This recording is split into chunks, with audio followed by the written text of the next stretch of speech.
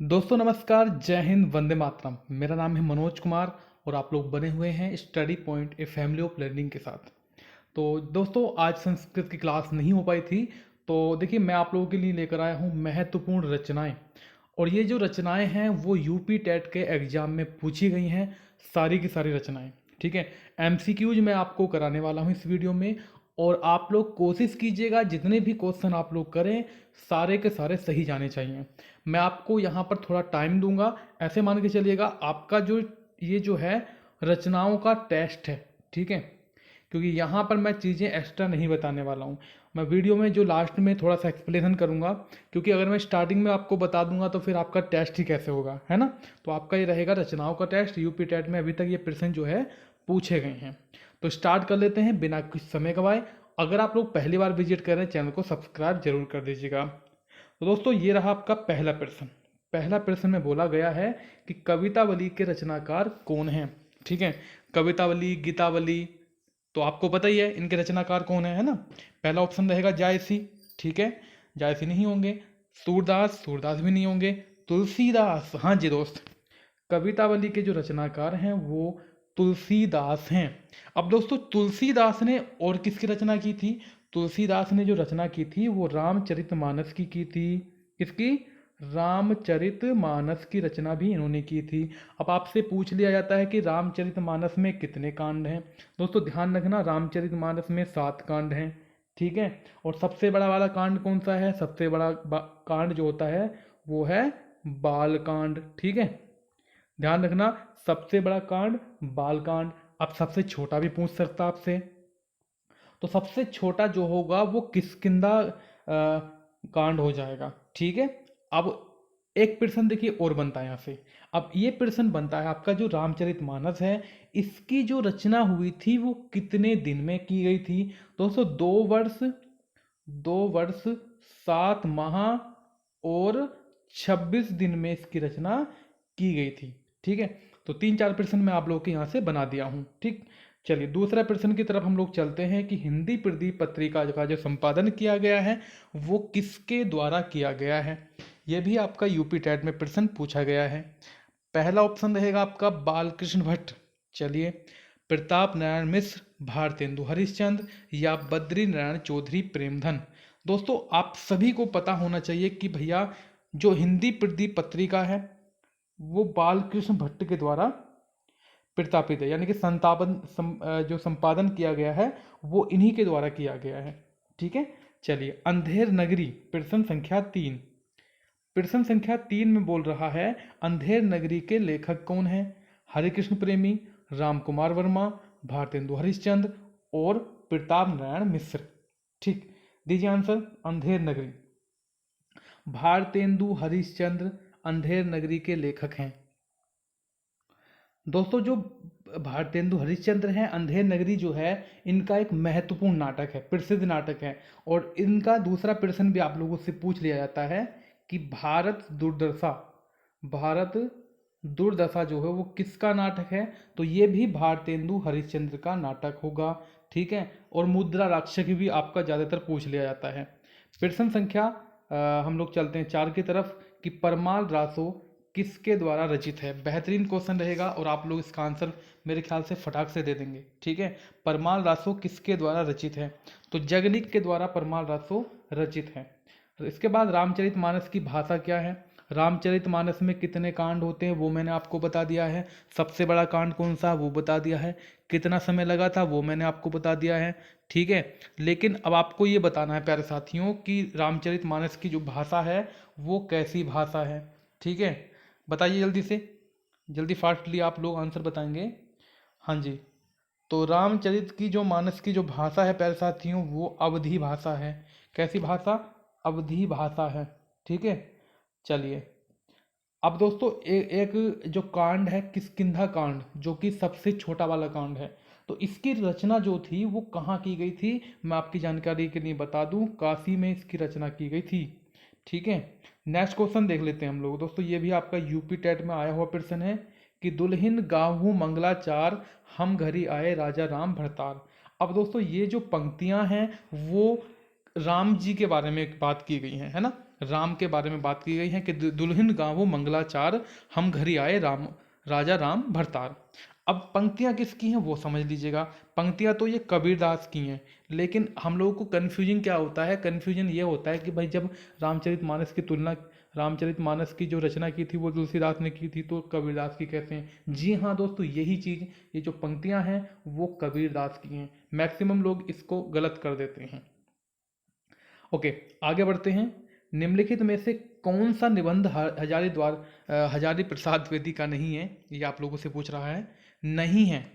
ठीक है, चलिए देख लेते हैं भी कौन सा नहीं है। देखिए, पहला तो व्रत और विकास।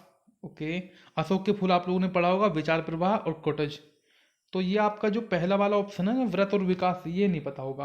अच्छा, इस क्वेश्चन का आंसर आप लोग, 2-3 क्वेश्चन मैं आपको दूंगा, इस क्वेश्चन का आंसर आपको लास्ट में कमेंट में देना है, ठीक है। अगला प्रश्न रहेगा, मृगावती किसकी रचना है? मृगावती किसकी रचना है? जायसी, मंझन, कुतुबन और उस्मान। मृगावती किसकी रचना है?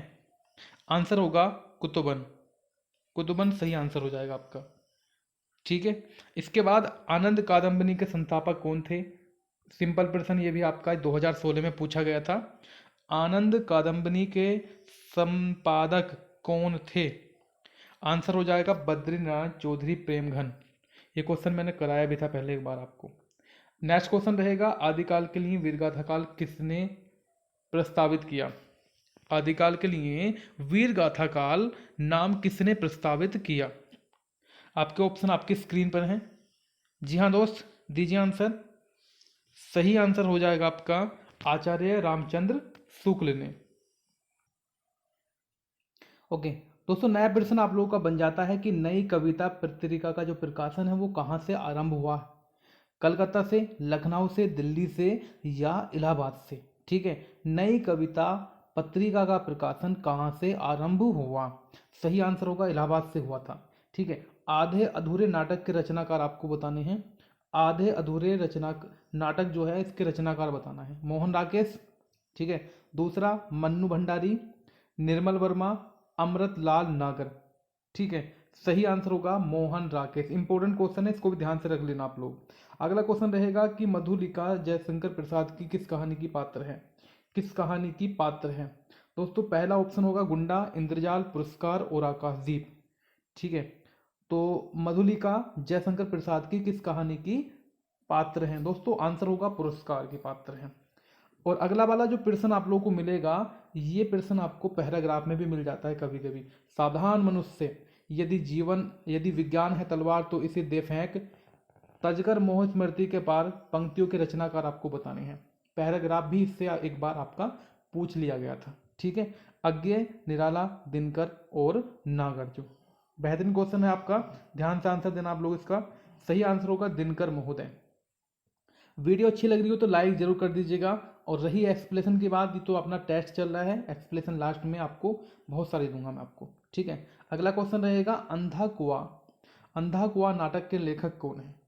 विष्णु प्रभाकर, लक्ष्मी नारायण लाल, जगदीश चंद्र माथुर और मोहन राकेश।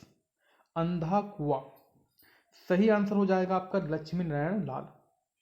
प्रथम तारक सप्तक, बहुत बढ़िया important, very very important question ही वाला आपका। प्रथम तार सप्तक का प्रकाशन वर्ष आपको बताना है। कौन सा वर्ष है प्रथम तार सप्तक?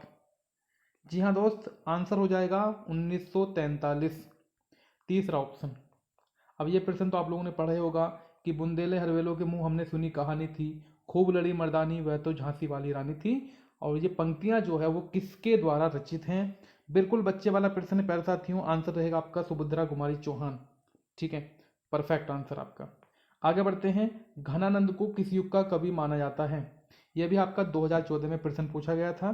घनानंद को किस युग का कवि माना जाता है? तो दोस्तों, आपका आंसर होगा रीतिकाल का कवि माना जाता है। और सूरदास ने किस भाषा में सूरसागर की रचना की थी? ये आपका 2014 में प्रश्न पूछा गया था। सूरदास ने किस भाषा में सूरसागर की रचना की थी? ब्रज भाषा में की थी। अच्छा, एक क्वेश्चन आप लोगों से पूछा जाता है, पहले मैं इसको बता देता हूँ कि बीजक जो है वो किसकी रचना है? दोस्तों, बीजक जो है वो किसकी रचना है? तुलसी की? नहीं दोस्त, तुलसी की नहीं होगी। जायसी की, कबीर की और सूरदास की। ठीक है, तो कबीरदास इसका आंसर लगा दीजिएगा, बीजक कबीरदास की रचनाएं। अगला प्रश्न रहेगा, सच्चिदानंद हीरानंद वात्स्ययन का उपनाम आपको बताना है। तो ये क्वेश्चन तो बिल्कुल ही सिंपल ही है आपका, यानी कि अज्ञेय महोदय। अच्छा, एक क्वेश्चन आप लोगों से पूछ लिया जाता है दोस्तों कि जो अष्टाध्यायी के कवि हैं उनके नाम आपको बताने हैं। आपसे पूछ लेता है कि इनमें से अष्टाध्यायी के कवि के मतलब नहीं है या हैं, ऐसे आप लोगों से पूछ लेता है। तो मैं आज आपको बता दूंगा अष्टधाप के जो कवि हैं। देखो, सूरदास थे एक तो, ठीक है, कुंभन दास थे, लिख लेना आप लोग।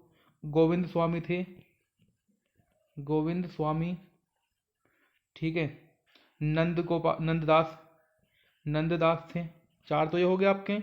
एक थे कृष्णदास 5 नंबर। 6 नंबर पर थे छीत स्वामी, ठीक है, परमानंद। एक थे चतुर्भुज दास, ठीक है। तो ये थे अष्टछाप के कवि, ठीक। बहुत बढ़िया है आपका।